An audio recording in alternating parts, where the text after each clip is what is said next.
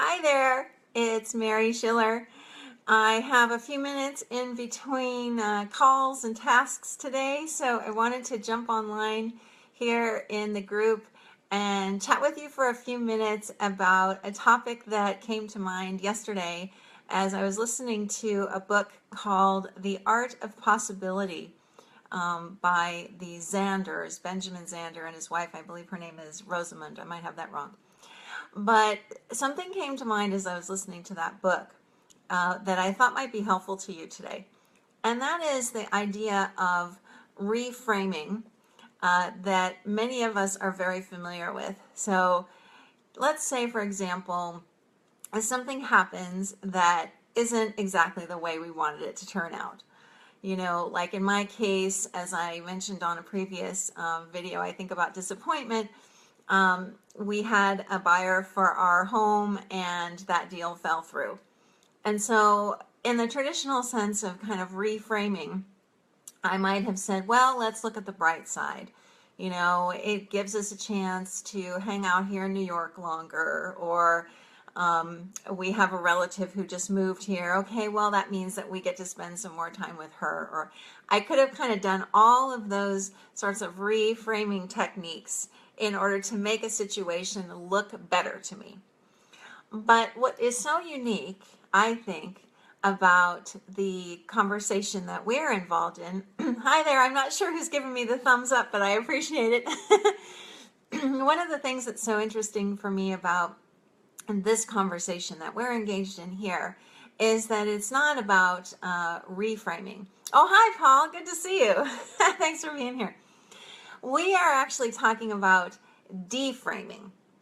So, you know, if you think about it, it's actually pretty interesting, the different frames that we draw around ourselves and around the lives we live. We have literally in our heads a picture of who we are. We have a picture of what we're capable of. We have a picture of what it's possible for us to do and what it's impossible for us to do. We have a picture of what we think our life is supposed to look like or should look like. And it's very interesting because if you start to look at those things in terms of the three principles conversation, you start to see that in fact, that entire frame is made of thought. Pardon me. It's made of nothing, in fact, because thought doesn't have any weight or substance to it. Hi, Joel. Good to see you. So it's always struck me as funny now, since I've been in this conversation, that we would want to reframe something when in fact the frame itself doesn't even exist. So if you really kind of want to draw a picture of this in your mind, funny that I'm putting it that way, but you might say, well, okay, so we have this frame around an idea that we have of who we are or what we should be or how something should have gone for us. And then we're kind of erasing that frame and then maybe looking a little bit to the side and drawing a new frame and saying, well, I can look at that same situation over here in this different frame, and now things may look a little bit different to me. But what's actually true is that if we start to just notice that the frame exists at all, that it's there as thought, it suddenly starts to move outward and move outward and move outward until you realize that there is no frame. It would be impossible to put a frame around you. How could that possibly happen? I mean, really, even if you look at this from an intellectual point of view or a sort of a concrete point of view, how could you really ever put a frame around yourself, around your capabilities, around opportunities? You know, it starts to, when you really start to break that down, it begins to look rather nonsensical that we could ever see ourselves that way. And yet, that's what we're doing. when we keep listening to thinking that tells us we are this type of person, or we only can do these sorts of things, or our choices are either this A or this B, and there's nothing else. So hi Iris, thanks for joining.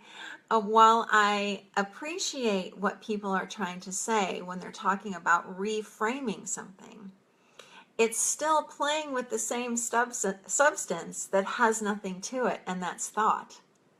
So why not just get rid of the frame altogether and see what we see?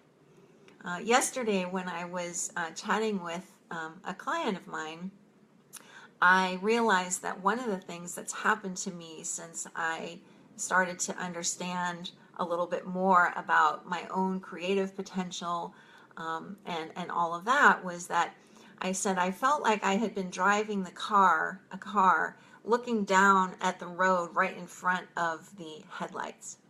And when you learn to drive, of course, they tell you, don't look right in front of the car. You want to look as far out as you can, all the way into infinity, that's the safest way to drive. Well, how many of us are looking down at the pavement in front of the car and thinking that that's all there is? That's the little frame that we're looking through. When in fact, if we just lifted our head up and looked outward, we would see that there is an infinite vista in front of us that isn't just a figment of our imagination. It's not a mirage. It's actually who we are and what we are capable of, meaning we have infinite capabilities. So that's why I titled this Reframing versus Deframing, because reframing is still keeping us in this imaginary box that we have created for ourselves and have been listening to via thought. When we realize that all of those frames and all of those ideas of self are thought created and not really worth listening to a lot of the time, then all of those kind of mazes and things that we have developed for ourselves in our heads start to fade away. And we start to experience the incredible power that we have in this human form. And for me, it's been a real revelation, particularly over this past year. And in some subsequent videos, I'll talk a little bit more about what I've seen in that regard. But what's become so obvious to me, I'll share this with you, is that because I started to recognize those frames that I had built around myself and started to see that they were actually just figments of my imagination and weren't real, I've been able to experience a tremendous surge in my own creative flow, my own creative abilities, and I've really started to understand a lot more about what I'm actually capable of. And I'm just on the tip of the iceberg there. That's what's so exciting, is when you realize that you have this whole vista in front of you to explore in terms of what you're capable of. You want to just keep going, and you just want to keep looking there and keep exploring that and finding out what's possible. Hi Daniel, thanks for joining. And so that's what I would love for you to do, even if you just took a few minutes today and kind of started to go, hey, wait a minute, if I think I am this type of person, is that really something I need to listen to? I don't even want you to, ask whether it's true or not. It's more a question of, do I really need to listen to that? And what happens if I don't?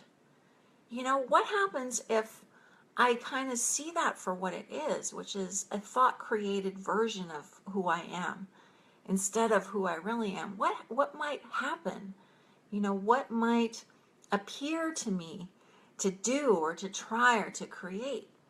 So I would love to hear if you give this a try and start to kind of notice when you're framing something for yourself, when you're framing yourself, I should say, and what happens instead of reframing, instead of trying to, think more positively about something or, change the way something looks to you, if instead of that, you just start to see that that whole framework is imaginary.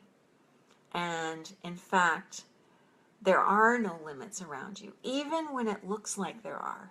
This is the beautiful part of this. Even when it looks to me like I have limitations, somewhere now I know that that's not so. Somewhere I know that isn't the truth. And that alone is enough to free up so much of this wealth that we all have inside. It's just such a thrill for me to experience that and to experience that in other people. So that's about all I have time for today because I have to jump on a call with someone. But I would love to hear your comments about noticing the fact that you don't have to reframe, but with this understanding, knowing that there is no frame around you and around your potential and around who you are. Thanks so much, you guys. I'll talk to you again soon.